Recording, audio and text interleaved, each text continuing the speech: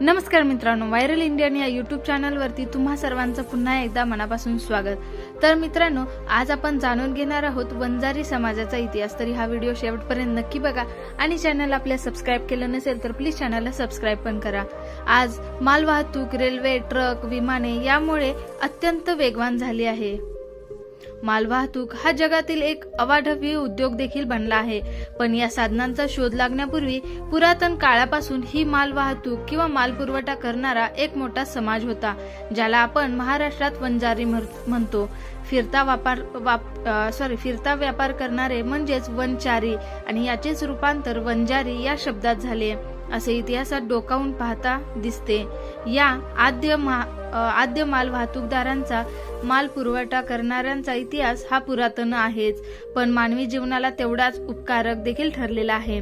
पुरातन काळी भारतात अरण्ये खूप जास्त होती, बैलगाड्या जाऊ शकतील असे फार रस्तेही नव्हते।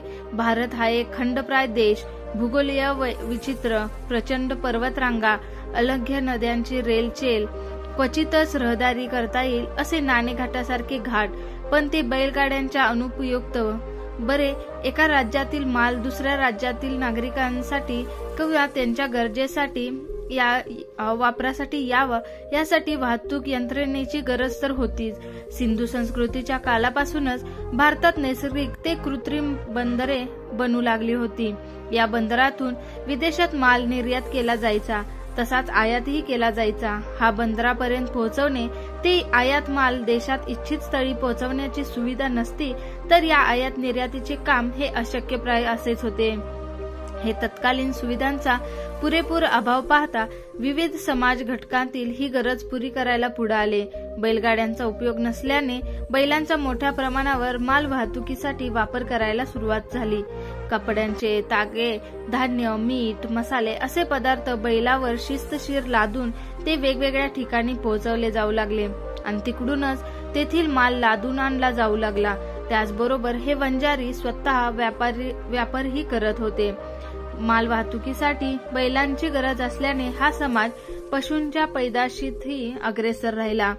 कोकणातून व गुजरातेतील कच्छमधून मीठ आणत आपल्या देशभर वितरण करणारा हा एक स्पेशलिस्ट वर्गही यातूनच निर्माण झाला।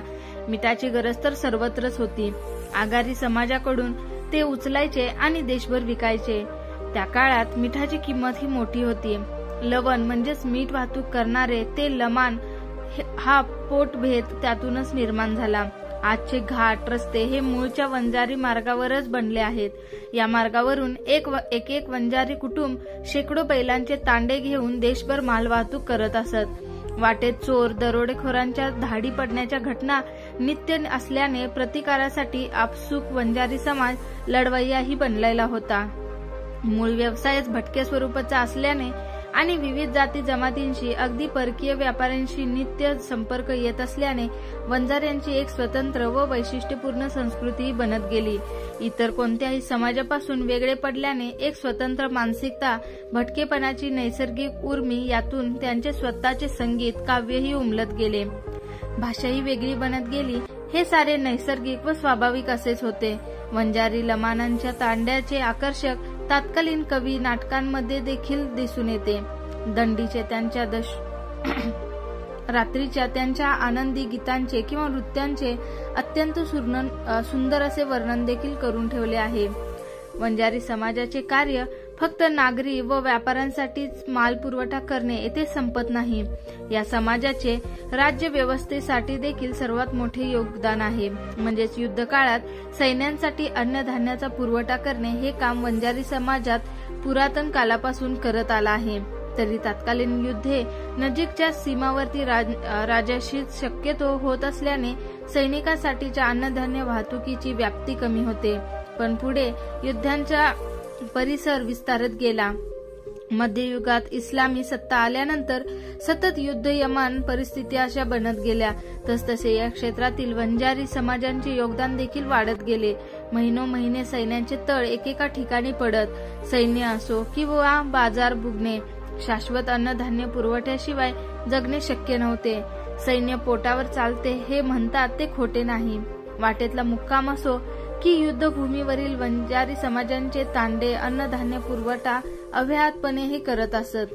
हा समाज कोणत्याही अशा विशिष्ट बाजूसाठीचा पुरवठा करत नसल्याने, तटस्थ असल्याने वंजाऱ्यांवर कोणताही पक्ष बळजबरी करत नसे वा हल्ले करून त्यांची लुटमारही करत नसे। कारण म्हणजे त्यांच्या अस्तित्वाखेरीज युद्धे लढणे हे अशक्य आहे यांची जाणीव हे सर्वांनाच होते। सैन्याला अन्नधान्य पुरवठा करण्याचे काम अगदी ब्रिटिश काळापर्यंत चालू होते। चेऊल येथील बंदरात हजारो बैलांचे वंजारी तांडे येत असत। यांची नोंद कोलाबा येथे केलेली आहे। अनेक वंजारी समाजांना मोगलांनी वतने सुद्धा दिलेली नोंद आपल्याला बघायला मिळते। तर मित्रांनो, ही होती वंजारी समाजाबद्दलची थोडीफार माहिती। तुम्हाला व्हिडिओ कसा वाटला हे नक्की कमेंटमध्ये सांगा आणि चॅनलला सबस्क्राईब केलं नसेल तर प्लीज चॅनलला सबस्क्राईब करा व अशाच इंटरेस्टिंग व्हिडिओसाठी